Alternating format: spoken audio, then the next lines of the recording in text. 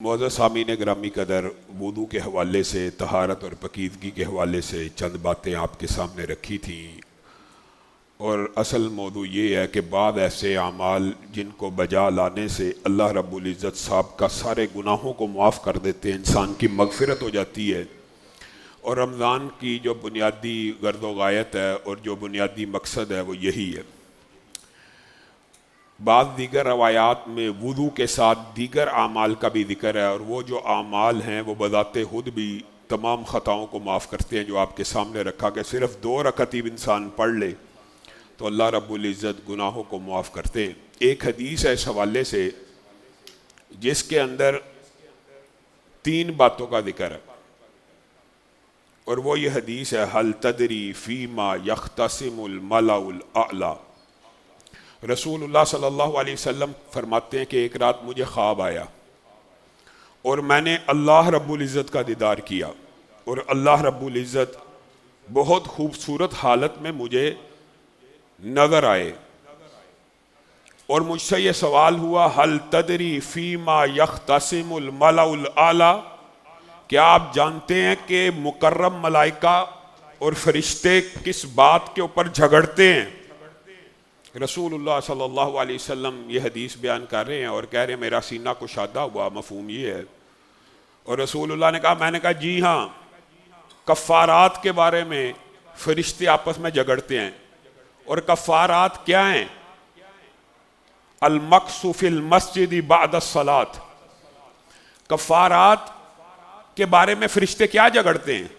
یہ بھی بات سمجھنے کی ضرورت ہے، اور یہ جو حدیث ہے یہ ایک فقہی لمبی چوڑی بحث بھی ہے، اس حوالے میں معاشرے میں اس حوالے سے ایک بحث بھی موجود ہے، چونکہ آ گئی ہے تو ان جزیات کو بھی ایڈریس کریں گے۔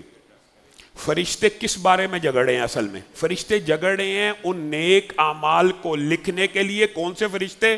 مقرب ملائکہ، جو اعلیٰ ترین ملائکہ ہیں، وہ جھگڑے ہیں کہ اے اللہ یہ عمل اس بندے کا مجھے لکھنے دے۔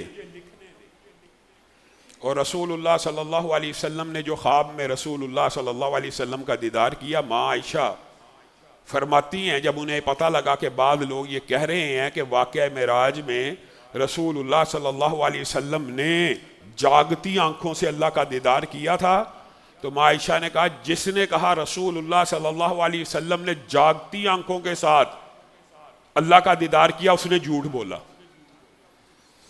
اور دیگر صحابہ جو یہ بات کہتے تھے کہ رسول اللہ صلی اللہ علیہ وسلم نے دیدار کیا، وہ یہ حدیث ہے۔ رسول اللہ صلی اللہ علیہ وسلم نے اللہ کا دیدار کیا کس میں؟ خواب میں۔ اور رسولوں کے جو خواب ہوتے ہیں وہ کیا ہوتے ہیں؟ وحی ہوتے ہیں، اور نبوت کا 46واں حصہ سچے خواب بھی ہیں۔ گویا دونوں باتوں میں اصلاً اختلاف موجود نہیں تھا، یہ ہمارے بعد میں جو صوفیاء آئے، تصوف سے ریلیٹڈ لوگ، انہوں نے اس اختلاف کو بڑھا چڑھا کے پیش کیا۔ جن صحابہ کا یہ نقطہ نظر تھا رسول اللہ نے دیدار کیا، وہ اس حدیث کی بنیاد کے اوپر تھا کہ نبیوں کے خواب سچے ہیں، نبی کریم نے اللہ کا دیدار کیا، خواب میں کیا۔ جیسے ابراہیم کو کہاں پہ حکم ہوا تھا قربانی کا؟ خواب میں ہوا۔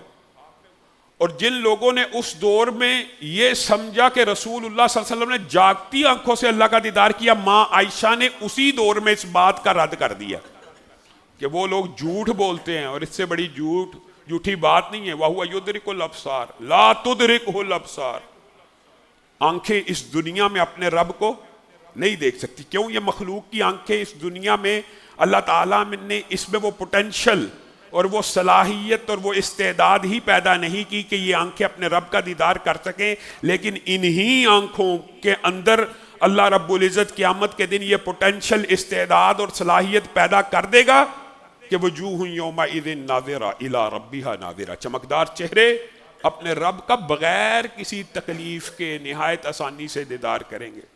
حل تدری فیما یختصم الملأ الاعلی، پیارے حبیب اللہ خواب میں آ کے، یہ کوئی چھوٹی بات نہیں ہے۔ رسول اللہ صلی اللہ علیہ وسلم نے کہا جی ہاں مجھے پتہ ہے کفارات کے بارے میں جھگڑتے ہیں، اور کفارات میں سے المکث فی المسجد بعد الصلاۃ ہے۔ اس کا تعلق بھی اسی حدیثوں سے ہے جو ہم کہتے ہیں کہ نماز پڑھنے سے سارے گناہ 2 رکعت پڑھنے سے معاف ہو جاتے ہیں، یہ نماز ہی کا ذکر ہو رہا ہے، لیکن یہاں پہ نماز باجماعت کا ذکر ہو رہا ہے کہ مسجد میں ٹھہرے رہنا باجماعت نماز کو ادا کرنے کے بعد یہ کفارات میں شامل ہے، اور اس ایک عمل کو لکھنے کے لیے اللہ کے مقرب فرشتے جگڑتے ہیں اور اترتے ہیں، اور جو اس میں جیت جاتا ہے وہ بندے کا وہ نیک عمل لکھ کے چلا جاتا ہے۔ اور دوسرا عمل یہ ہے والمشی علی الاقدام الی الجماعات، اور دوسرا عمل یہ ہے کہ بندہ اپنے پاؤں کے اوپر چل کے مسجدوں کی طرف آئے۔ گاڑی کے اوپر چل کے آنا، سواری کے اوپر چل کے آنا جائز ہے، درست ہے۔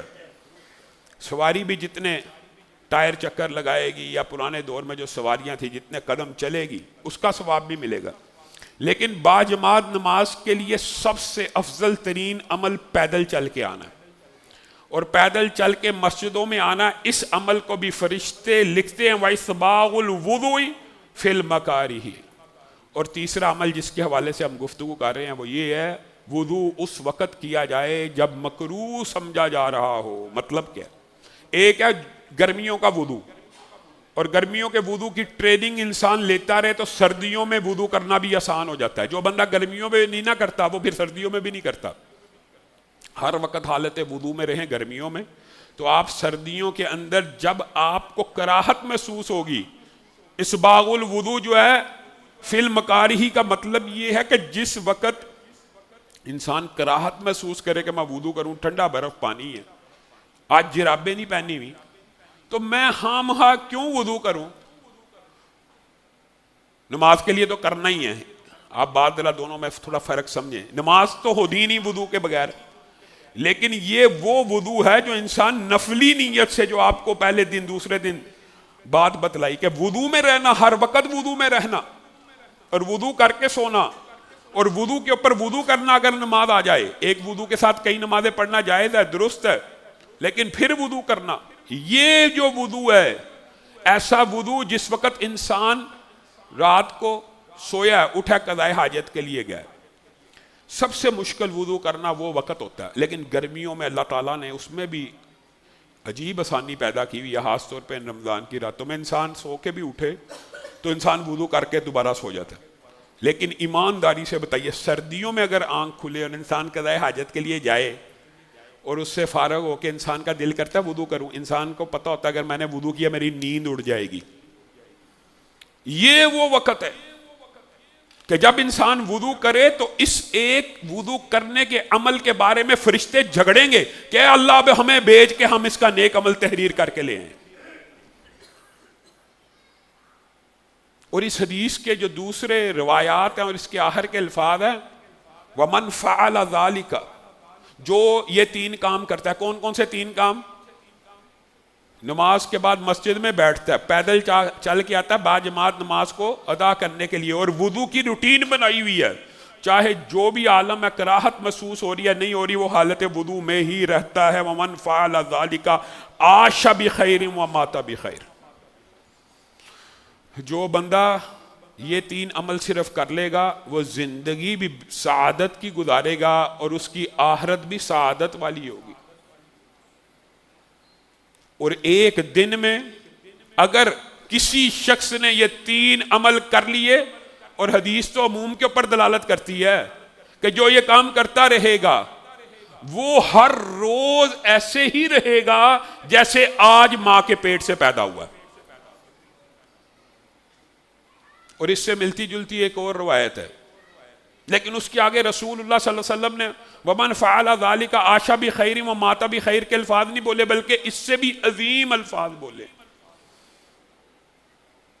اور اس کے اندر نماز کے بعد مسجد میں خالی بیٹھنے کا ذکر نہیں ہے، بلکہ دوسری حدیث اس سے ملتی جلتی ہے، اس کے اندر یہ لفظ ہے انتظار کرنا، ایک نماز کے بعد دوسری نماز کا۔ پہلی حدیث میں صرف بیٹھنے کا ذکر ہے کہ جو مسجد میں بیٹھ گیا نماز کے بعد وہ حالت نماز میں ہی ہوتا ہے، یہ پہلی حدیث اس سے ریلیٹڈ ہے۔ دوسری حدیث یہ ہے جو انتظار میں بیٹھ گیا مسجد میں ایک نماز کے بعد دوسری نماز کے لیے، اور جو چل کے آیا زیادہ قدم، انسان مسجد کی طرف آ رہا ہوتا ہے تو سب سے شارٹسٹ وے اختیار کرتا ہے، یہ جو سب سے قریب ہے۔ کئی مرتبہ انسان اپنے گھر سے پیدل آ رہا ہوتا تو کہتا ہے یہ باغ کے ذریعے آ جاؤ. جو مسجد آئے زیادہ قدم چل کے, پہلی اور اس حدیث میں اتنا فرق ہے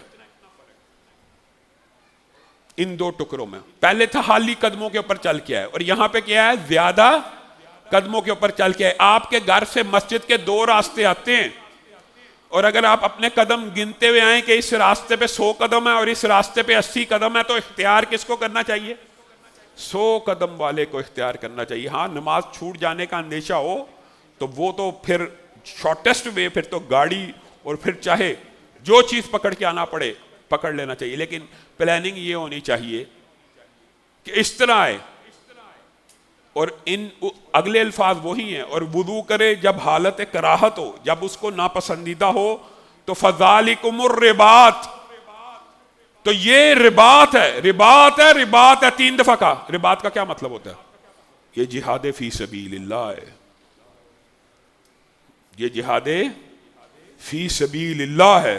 بتائیے جہاد فی سبیل اللہ کی عظمت کیا ہے؟ اور رسول اللہ صلی اللہ علیہ وسلم صرف یہ کہہ رہے ہیں کہ وضو کر کے مسجدوں کی طرف زیادہ قدموں سے آنا, اور کبھی ہفتے میں 1 دن, کبھی مہینے میں 1 دن اپنی عادت کا حصہ بنا لو کہ کوئی ایک نماز. آج کل مغرب سے عشاء کا فاصلہ کتنا تھوڑا ہے, ظہر سے عصر تک کوئی ایک نماز ایسی اختیار کرو ہفتے میں 1 یا 2 دن کہ میں ظہر کے وقت مسجد میں جاؤں گا, عصر پڑھ کے ہی نکلوں گا, تو یہ اس بندے نے جہاد فی سبیل اللہ کیا ہے. لیکن ہم یہ ٹریننگ ہی نہیں کرتے. ہم مسجد میں بیٹھنا نماز کے بعد پسند ہی نہیں کرتے, اور کام بھی کوئی نہیں. اللہ کے بندے کام بھی ہے تو کاروبار بھی ہے, تو رسول اللہ صلی اللہ علیہ وسلم کی یہ تیسری حدیث بھی سن لیجئے.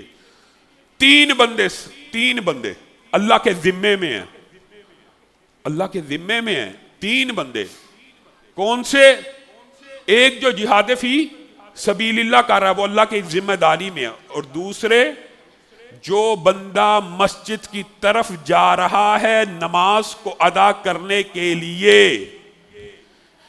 وہ اللہ کے ذمے میں. اور تیسرا بندہ, حدیث آئی ہے تو پوری سن لیجئے پھر اپنے موضوع کی طرف آئیں گے. اور تیسرا وہ بندہ جو السلام علیکم ورحمۃ اللہ وبرکاتہ وغیرہ کہہ کے, السلام علیکم کہہ کے یا سلام کہہ کے گھر کے دروازے سے داخل ہو گیا.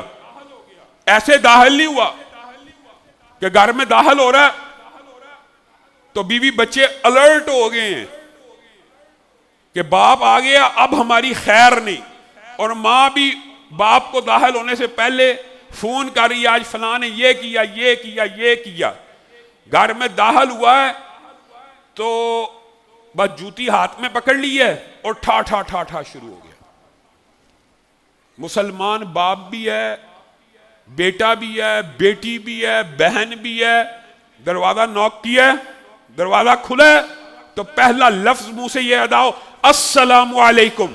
اس کا کیا مطلب ہے؟ تم امن میں آ جاؤ گے, تمہارے اوپر سلامتی ہو, میرے سے تمہیں کوئی نقصان نہیں پہنچنے والا. اصل مطلب یہ بھی ہوتا ہے, نیکیاں کمانا تو ہوتا ہی ہے. یا السلام علیکم کہیں گے جی اتنی نیکیاں ملیں گی, اتنی نیکیاں ملیں گی. یہ رسول اللہ صلی اللہ علیہ وسلم نے بندہ مومن کے اوپر فرض کیا ہوا ہے, مومن کا حق ہے دوسرے کے اوپر. لیکن اس کے پیچھے ایک مفہوم پوشیدہ ہے کہ باپ ہو آپ ہوں گھر جائیں تو بلند آواز سے کہیں السلام علیکم, گھر والو تم میرے شر سے محفوظ ہو گئے, تمہارے پہ اللہ کی سلامتی ہو. انسان کا اپنا غصہ بھی ٹھنڈا ہو جاتا ہے. ازما لیجیے, آج جا کے ازما لینا. انسان کو کسی بات کا غصہ آیا ہو, تیزی سے گھر میں داخل ہوا ہو, صرف رسول اللہ کی سنت پہ عمل کرے. اللہ کی قسم تجربے اور مشاہدے کے طور پہ کہہ رہا ہوں, صرف جب آپ داخل ہو کے اونچی آواز میں کہتے ہیں نا السلام علیکم ورحمۃ اللہ, آپ کا غصہ جھاگ کی طرح بیٹھ جاتا, جھاگ کی طرح بیٹھ جاتا. یہ علاج ہے, یہ رسول اللہ صلی اللہ علیہ وسلم. ان 3 بندوں کے بارے میں رسول اللہ صلی اللہ علیہ وسلم نے کیا کہا؟ یہ اللہ کے ذمے میں ہے. اور محدثین نے اس کی تشریح کی ہے کہ ذمے سے مراد یہ ہوتی ہے کہ اگر زندہ رہے گا تو روزی کا وقوفیہ. بندہ جہاد فی سبیل اللہ پہ جا رہا ہے اور سوچ رہا ہے میرے بچوں کو رزق کون دے گا, گھر کا بجلی کا بل کون دے گا, اذان ہوئی ہے اللہ اکبر یہ نماز کی اہمیت کے حوالے سے ہے، وضو کے باب سے اگلا باب ہے جس کی حالی 2 رکعت پڑھنے سے گناہ معاف ہو جاتے ہیں، ان کے فضائل بھی آپ کو پتہ ہونے چاہیے۔ صرف اور صرف مسجد میں آ رہا ہے کیا آپ کرنے کے لیے، نماز کو ادا کرنے کے لیے کس کی ذمہ داری ہے؟ اب لوگ ہمیں اور آپ کو بھی کئی مرتبہ تانے دیں گے، صوفی صاحب مسجد ہی بیٹھے رہو گے تو رزق کون کمائے گا؟ یہاں پہ ایگزیکٹ ٹرانسلیشن، ہم تصوف اور ربانیت کے قائل نہیں ہیں، لیکن جو فضائل اور منقبت ہوتی ہے کسی عبادت کی اس کا بھی انکار مناسب نہیں ہے۔ یہاں پہ تو محدثین نے باضابطہ طور پہ لکھ دیا کہ اس کا مطلب ہی یہ ہے کہ جو بندہ مسجد کی طرف چل پڑتا ہے نماز باجماعت ادا کرنے کے لیے، اس کے رزق کی ذمہ داری اللہ کی ہوتی ہے، اور اگر وہ راستے میں مر گیا تو سیدھا جنت الفردوس میں داخل ہو جائے گا۔ اللہ کے ذمے کی یہ ٹرانسلیشن ہے۔ اللہ کے ذمے کیا ہے؟ ذمے اللہ کے ذمے کیا ہے؟ بندہ مسجد کی طرف جا رہا ہے وہ اللہ کے ذمے میں ہے، اس کا کیا مطلب ہے؟ اس کا مطلب یہ ہے اے بندہ مومن، اگر تو اذان کے وقت شٹر ڈاؤن کر کے شٹر نیچے گرا کے مسجد کی طرف چل پڑے گا تو تیرا رزق اللہ کے ذمے ہے۔ یہ نہ سوچی کہ میں اس دوران میرا کوئی گاہک آ جاتا تو مجھے یہ 1 لاکھ مل جانا تھا، 2 لاکھ مل جانا تھا، اور یہ نہ سوچی اگر ایک نماز کے بعد دوسری نماز تک مسجد میں بیٹھا ہوا ہے یار یہ 2 گھنٹے ضائع چلے گئے ہیں۔ یہ بھی اپنی عادات کا حصہ بنانا اور عبادات اس انداز میں کرنا بھی مطلوب ہے، اور اس کے اندر تصوف نہیں ہے اور نہ رہبانیت ہے، یہی اصل دین ہے اور یہی اصل شریعت ہے۔ اور اسی لیے بندہ مومن کے لیے کہا جاتا ہے کہ اللہ تعالیٰ ہمیں رزق دے جہاں سے گمان بھی نہیں، اور رزق دے آسان دے۔ اس کا مطلب ہی یہ ہے کہ اگر اللہ تعالیٰ کے ذمے میں یہ 3 بندے آتے ہیں، کون کون سے؟ ایک جو گھر میں السلام علیکم کہہ کے داخل ہوتا ہے، اور ایک جو مسجد کی طرف آتا ہے، اور ایک جو جہاد فی سبیل اللہ کی طرف جاتا ہے۔ ایک اور حدیث سن لیجئے، رسول اللہ صلی اللہ علیہ وسلم نے ارشاد فرمایا، کتنی عظمت کی بات ہے، اور یہ حدیث میں پہلے بھی آپ احباب کے سامنے رکھ چکا ہوں دہرانے کے لیے، تذکیر نفس کے لیے۔ من خرج من بیتہ متطہرا، جو اپنے گھر سے نکلے باوضو ہو کر، الی صلاۃ مکتوبۃ، باجماعت نماز کو ادا کرنے کے لیے، فاجرہ کاجر الحاج المحرم، اس بندے کا اجر و ثواب اتنا ہے کہ کوئی حاجی احرام پہن کے حج کرے۔ یہ کون سا بندہ جو وضو کر کے گھر سے نکلا؟ ایک بندہ وہ ہے جو مسجد میں آ کے وضو کرتا ہے، لیکن ایک بندے نے یہ حدیث سنی ہے اور وہ گھر سے اتنی دیر پہلے تیاری پکڑ لیتا ہے کہ میرے قدم بھی زیادہ ہو جائیں، اور وہ وضو گھر سے بنا کے نکلتا ہے کہ رسول اللہ کی اس حدیث پہ عمل ہو جائے کہ جو گھر سے باجماعت نماز ادا کرنے کی نیت سے باوضو ہو کر چلے گا اس کا اجر اس حاجی جیسا جس نے احرام پہنا۔ مجھے آپ بتائیے کہ رسول اللہ نے باقی اعمال کے اوپر یہ بھی کہا اس کو حج کا ثواب ہے، اس کو عمرے کا ثواب ہے، اشراق کے والے سے بھی بات اگر آئی تو آپ کے سامنے رکھیں گے، 2 رکعت پڑھ لی تو اس کو پورے کے پورے حج اور عمرے کا ثواب ہے، لیکن پورے ظہیرہ حدیث میں یہ لفظ آپ کو نہیں ملے گا کہ اجر الحاج المحرم، اس حاجی جیسا ثواب ہے جس نے احرام پہن کے حج کیا۔ بالعموم آپ کو حج کا ثواب ہے۔ یہ گویا محدثین نے یہاں پہ کچھ جملے لکھے کہ رسول اللہ صلی اللہ علیہ وسلم کی نظر میں اور اللہ کی نظر میں یہ عمل اتنا بڑا ہے کہ حاجی جب احرام پہنتا ہے تو اس کے پیچھے ایک محنت ہوتی ہے۔ کون سی محنت؟ ہاں، پیسہ اکٹھا کرنے کی محنت، 10 سال کی جدوجہد۔ نیت تو اس نے 5 سال پہلے کی تھی حج کرنے کی، تو ثواب اور اجر تو 5 سال پہلے سے شروع ہو گیا۔